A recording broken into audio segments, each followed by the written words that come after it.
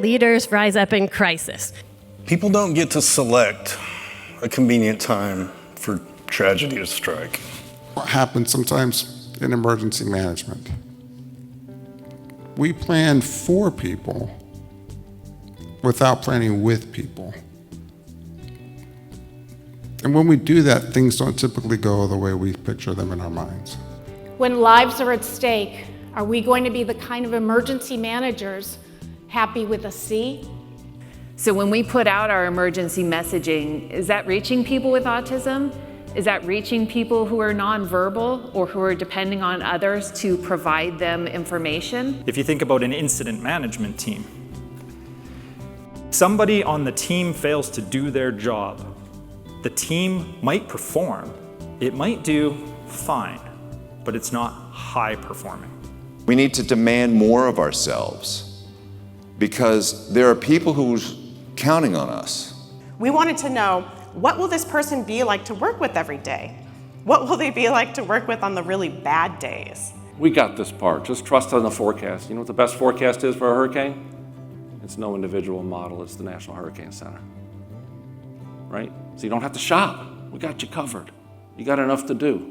We now live in a world where we have to operate at that nexus of critical infrastructure security and emergency preparedness. Even on your worst day, there's always something to be thankful for. So we tapped into the relationships that we had already had before the crisis. We know that those messages that we like to use very easily, to use all of these fancy terms, aren't going to be understood by the people who are receiving them. Red alert, what on earth does that mean? So when I say an evacuation order, I always add the words, leave now.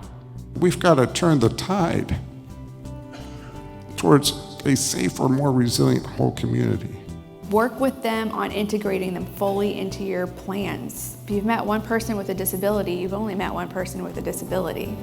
As all of us as emergency managers know, what we do better than I think many other disciplines is we bring together our external stakeholders. We know how to bring people to the table to have conversations that need to happen. When organic police mixed with emergency managers who help put forward the policies that can get us out of this, you have an 83% chance of winning.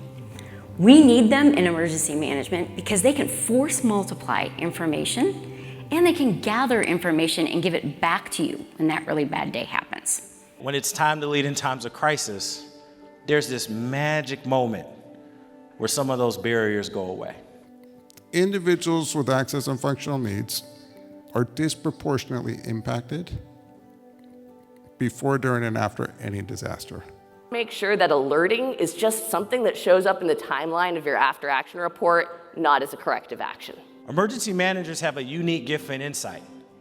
Long before any crisis occurs, if we're supported and adequately resourced to do our job well, we have hands-on and an insight for every single inequity that will be exacerbated when the disaster comes. We will build community trust if we actually say something went wrong and we fixed it.